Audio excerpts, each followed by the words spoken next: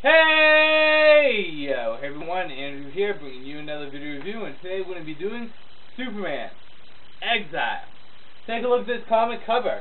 Now, Superman Exile is a very personal, emotional, and spiritual journey for Superman, because prior to this book, Superman has been dealing with a lot of moral dilemmas and issues, dealing with the Word Bringer, Brainiac, becoming the vigilante crime buster during his sleep, and being very dangerous and violent, and most notably with General Zod and what he did to deal with General Zod and the Kryptonian criminals.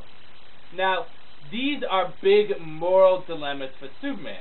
They may not be moral dilemmas for you and me because, well, we're humans, but Superman, he's the pinnacle of a human being, what human beings can be. He has the greatest moral values that anyone in comic books could have. So these weigh heavy on Superman's soul. Because these moral dilemmas weigh heavy on him, he doesn't want to see anyone else get hurt. So he exiles himself from the planet Earth. Using technology that he got from Star Labs, a breathing apparatus, and the ability to go to light speed via his belt, he travels throughout the universe to find planets which he can settle down and live on. This is the bulk of the story. Him just traveling and going places and finding planets that have no one on it, or finding planets that have a lot of people on it, or just finding planets in general and being haunted by his demons. And that's pretty much the bulk of the story. But eventually we do come to three shining points. The first point is War World and Mongrel. And if you don't know who Mongrel is, he's kind of a cool character. The best way to describe him is that he is an alien Hitler. Now, that doesn't mean Hitler's cool. Let's just say the concept of Mongrel is nice. He is a tyrant. He is a corrupt ruler. And while he may not control War World, he is a figurehead. He is basically what the Council wants everyone to know what War World is about.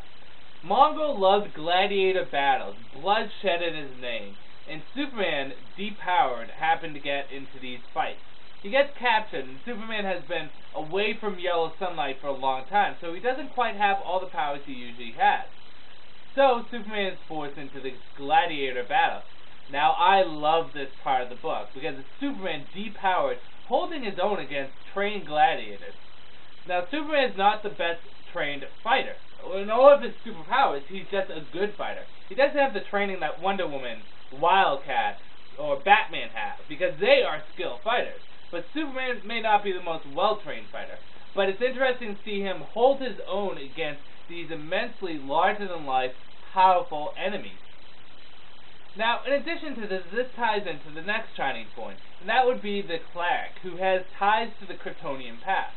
Now, I don't want to get too in-depth with this Cleric because, well, there's a lot about him, and it would be giving away a lot of the story if I told you a lot about him. But the one thing you do need to know is he does give Superman the Eradicator, which comes into play in later Superman stories, which I'll get into much later on in my review. Eventually, Superman is able to escape War World, but he still has to deal with one more point, and this is the final shining point, and this would be the Word Bringer. Now, if you don't know who the Word Bringer is, he shows up in the Man of Steel series, those graphic novels. The Word Bringer went to Earth, and he chose one town, and he removed the brains of everyone in that town and added their brains to his collection. Now, Superman was able to fight off the Word Bringer, but fell unconscious, and when he woke up, all the brains were dead. Now, Superman thought he created mass genocide and accidentally killed all these brains. But during this graphic novel, he finds out that he didn't, and the brains took control of his body in order to commit suicide. So this brings off a big burden from Superman's heart. He eventually comes to terms with all his moral dilemmas and returns to Earth as, of course, the hero we all know and love, Superman. Now on to the good, the bad, and whether or not you should get it. Good. The encounter with Mongrel was very nice, because like I said, it was great to see Superman depowered, fighting for his life in a great struggle. In addition to that, the Cleric was an interesting character, and it adds a lot to the Superman mythos, despite what many people may think. And the coming to terms with the Word Bringer was a nice tie-in to the Man of Steel series, that paperback series, 6 volumes of them, which really shows kind of the connection between the two. The art was very nice, and it had a good, very, how should I say, 80s feel to it, which was nice. I liked the art back then. So on a whole, those were the good points. downfall? Well, the first downfall is that there's a lot of just flying around and doing nothing. Just flying and flying and flying. That's really what the bulk is of the story, is him flying around, being haunted by his demons. Well, it's nice to see Superman's moral dilemmas, and it is a high point of this, seeing how troubled Superman is. They do it a lot in this book. And it's not like they do it a lot when Superman's doing something, like fighting off an enemy or trying to save some people. No, they do it when he's just flying around. It would have worked a little bit better if they did it when he's doing other stuff, when he's trying to be Superman. So that's kind of a downfall, because it is the bulk of the story, and this is not a thin story. This is a good-sized paperback.